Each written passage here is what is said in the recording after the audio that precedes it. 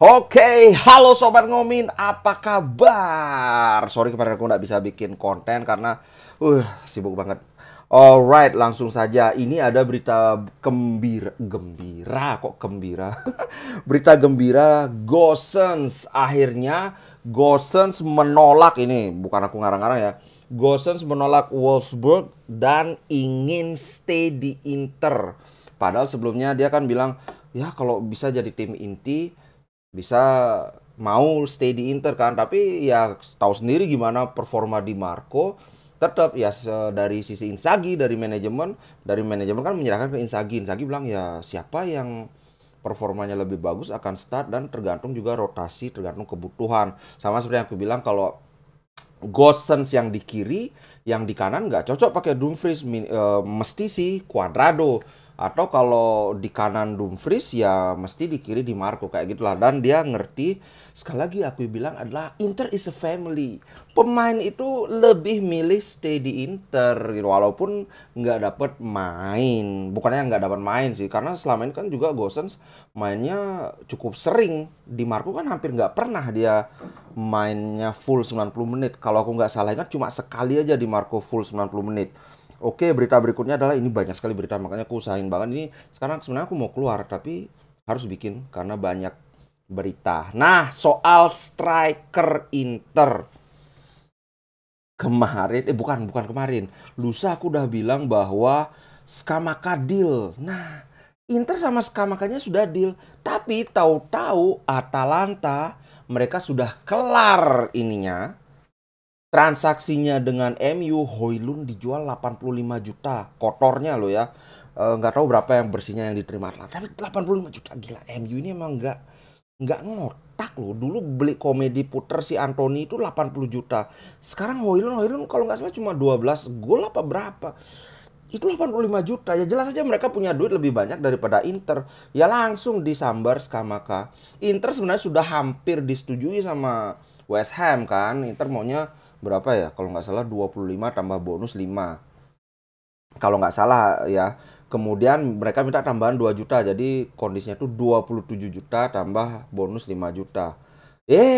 Tahu-tahu di tikungan terakhir disalip lah sama Atalanta. Mereka minta segitu, Inter bilang no gitu. Nah, tapi ini sama aja dengan Lukaku. Aku nggak begitu sedih Scamacca batal ke Inter.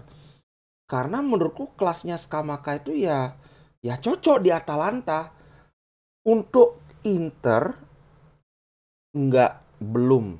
Menurutku Taremi bahkan Beto, kayaknya bagusan Beto. Kebetulan soal ngomong Beto, sekarang akhirnya Inter kembali kembali menggalakkan, kembali ngegas tentang perburuan Balogun. Cuma kalau dari Arsenal kan sudah jelas bahwa Balogun itu harganya 40 juta. Nah, Inter sedang memulai kembali. Selain Balogun, kemarin banyak yang kemarin kemarin banyak, Bang, kenapa nggak Beto aja? Nah, Beto sekarang dimasukkan sebagai kandidat. Jadi sekarang itu ada 4.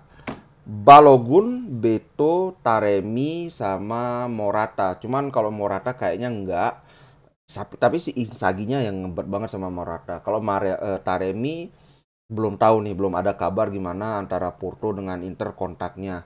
Beto, Inter sudah mengontak Udinese. Udinese mintanya 30 juta.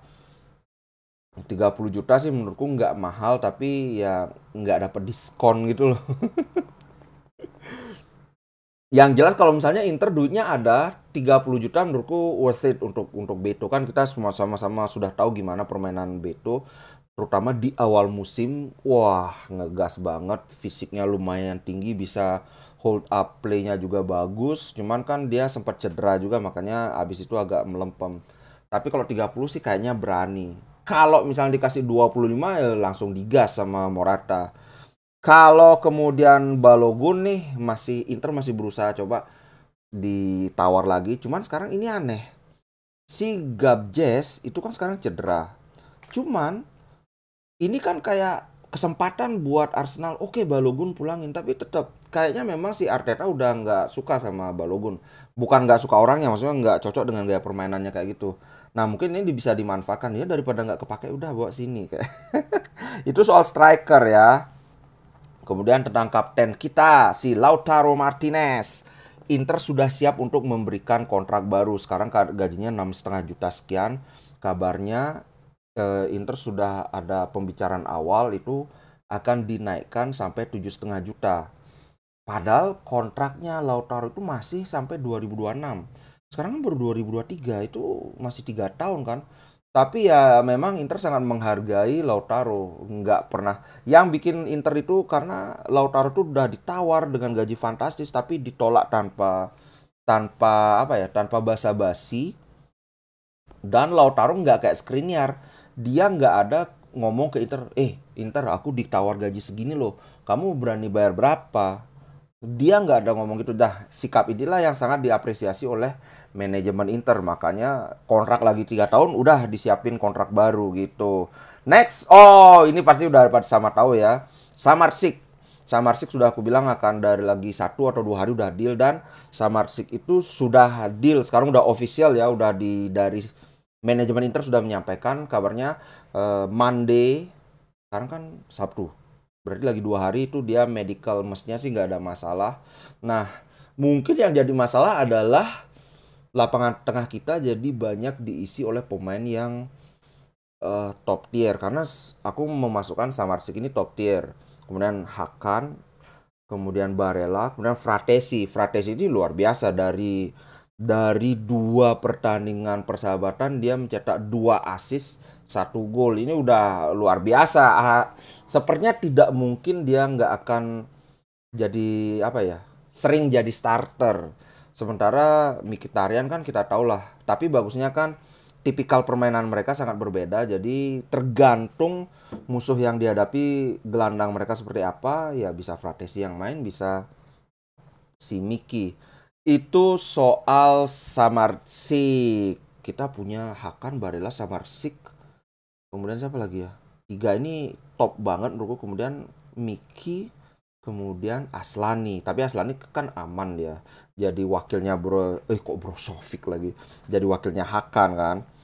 Kemudian Jan Sommer. Nah, aku baca berita yang sangat menarik.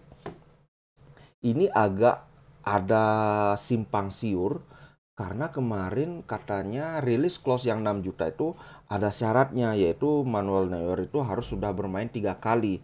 Tapi perkembangannya ternyata katanya enggak. Intinya sebenarnya kalau Inter mau nebus 6 juta itu kan kabarnya kemarin kalau si Bayern nggak mau ngelepas Sommer, maka Inter akan tebus aja itu 6 juta. Nah, dari pihak Inter, ternyata Inter nggak mau menempuh jalan itu karena hubungan Inter dengan Bayern Munchen itu sangat baik, dan Inter nggak mau merusak hubungan ini. Biar nggak kayak hubungannya Madrid dengan PSG kayak gitu loh. Akhirnya kurang lebih waktu itu Bayern Munchen bilang ini, Inter tolong tunggu, kami sedang nyari penggantinya Jan Sommer. Dan dari sisi Inter, oke, kami tunggu. Nah, semakin kesini tambah bagus ininya. Katanya Bayern Munchen sudah deal, udah here we go lah. Bahkan Inter dikasih kesempatan untuk mencicil 2 kali. Cuman harganya agak naik dari 6 juta jadi 6,7 juta kayak gitu. Menurutku ini ya good deal lah untuk sekelas Sommer. 6,7 juta apalagi bisa dibayar 2 kali, kayaknya ya nggak masalah. Menurutku 1 atau 2 musim ini Jan Sommer pasti masih bisa. Kawan-kawan jangan lihat, wah waktu lawan Liverpool jelek.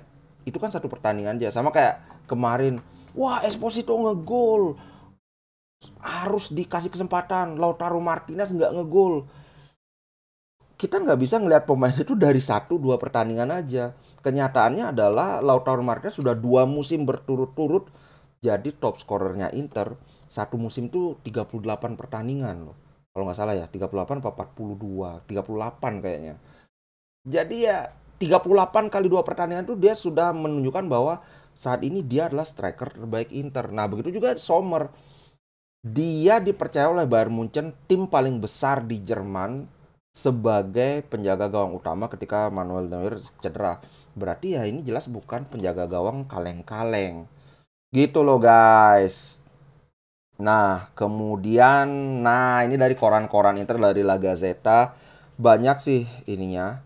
Tapi yang menarik aku ulas satu aja. Lukaku. Kabarnya Lukaku itu hari ini akan ada pembicaraan langsung dengan Allegri dan katanya konon, kalau tidak ada halangan yang benar-benar berarti, mereka akan deal. Jadi ya kita akan menghadapi Lukaku nanti. Haha, aku nggak sabar.